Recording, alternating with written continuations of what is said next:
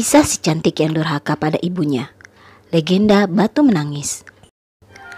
Alkisah, di sebuah bukit yang jauh dari pedesaan, hiduplah seorang janda miskin dan anak perempuannya bernama Darmi.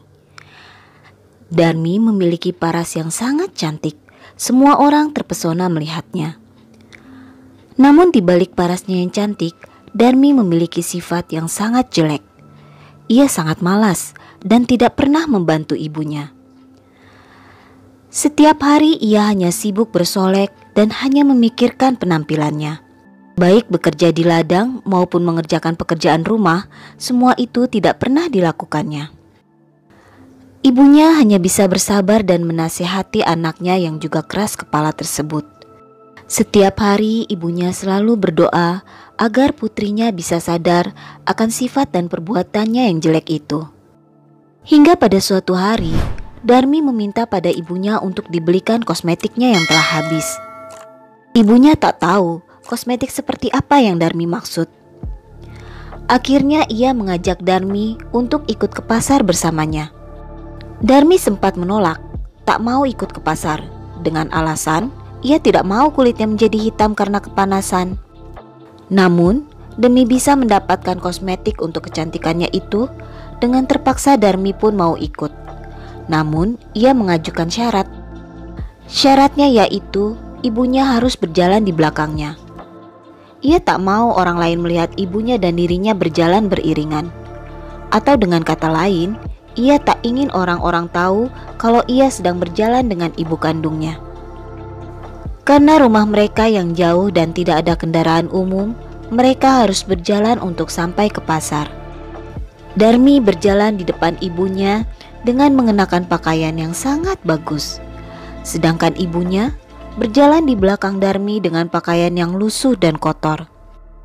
Saat memasuki desa, semua orang yang melihat Darmi langsung terpesona akan kecantikannya.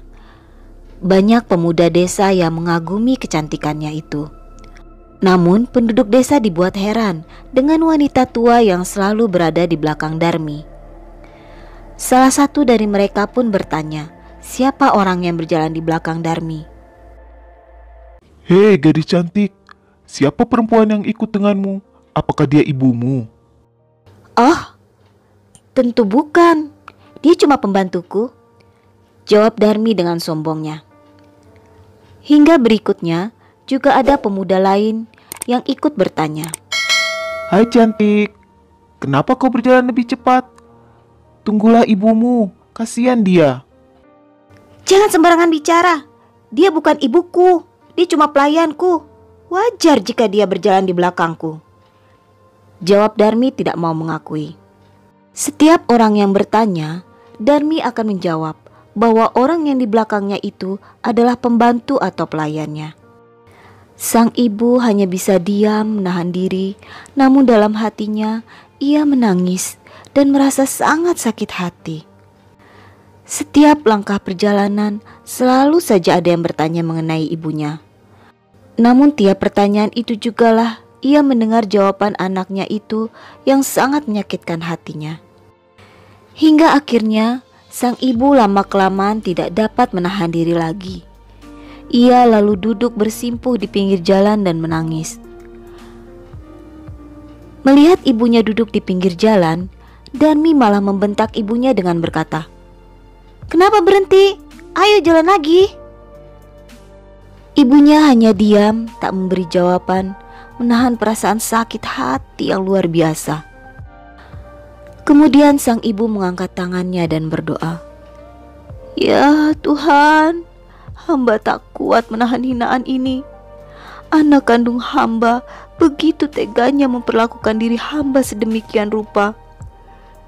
Ya Tuhan, hukumlah anak durhaka ini, hukumlah dia," pinta sang ibu kepada Tuhan. Tak lama setelah ibunya berdoa, tiba-tiba langit menjadi gelap dan mendung. Suara petir menggelegar dan mulai turun hujan. Keanehan mulai terjadi. Perlahan-lahan tubuh Darmi mulai membatu. Dimulai dari kakinya yang tidak bisa digerakkan, lalu perlahan berubah menjadi seperti batu. Setelah itu diikuti seluruh badannya, hingga wajahnya yang cantik juga ikut mengeras dan membatu. Darmi menangis ketakutan dan memohon ampun pada ibunya. Ada apa ini, Ibu? Kenapa tubuhku menjadi batu? Tolong aku, Ibu. Maafkan aku menyesal, teriak Darmi. Namun penyesalan Darmi sudah terlambat. Seluruh tubuhnya sudah membatu. Dengan keadaan tidak bisa bergerak lagi, dalam hati Darmi menangis dan menyesali perbuatannya. Walau telah menjadi batu, ibunya melihat Darmi masih menitikkan air mata. Dalam hatinya, ibunya juga menyesal telah membuat anaknya menjadi batu. Bagaimanapun seorang ibu yang melahirkannya pasti memiliki perasaan batin yang kuat dengan anaknya.